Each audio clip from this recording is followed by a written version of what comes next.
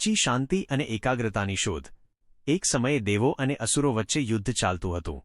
અર્જુન જેવા મહાન યોદ્ધાઓ પણ ક્યારેક મનથી વિચલિત થઈ જતા. ત્યારે જિજ્ઞાસુઓએ મહાદેવને પૂછ્યું કે પ્રભુ, આપ હંમેશા આટલા શાંત અને સમાધિમાં કેવી રીતે રહી શકો છો? જ્યારે આસપાસ આટલો ઘોંઘાટ અને સમસ્યાઓ હોય ત્યારે મનને સ્થિર કેવી રીતે રાખવું? મહાદેવે સ્મિત સાથે એક સુંદર ઉદાહરણ આપ્યું. તેમણે કહ્યું કે મન એ સરોવરના પાણી જેવું છે. જો સરોવરમાં કાંકરા ફેંકવામાં આવે તો તેમાં તરંગો ઉત્પન્ન થાય છે અને પાણી ડહોળાયેલું દેખાય છે.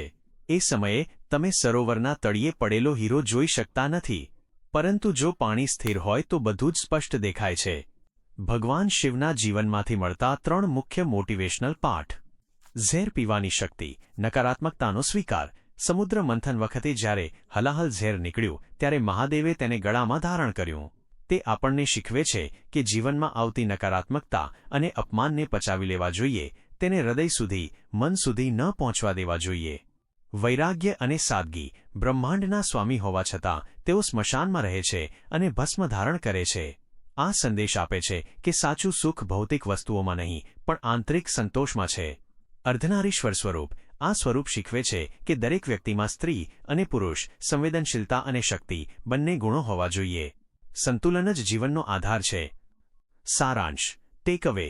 મહાદેવ આપણને શીખવે છે કે બહાર ભલે ગમે તેટલો કોલાહલ હોય, પણ જો તમારું મન તમારા નિયંત્રણમાં છે તો તમે દુનિયાની કોઈ પણ પરિસ્થિતિને જીતી શકો છો.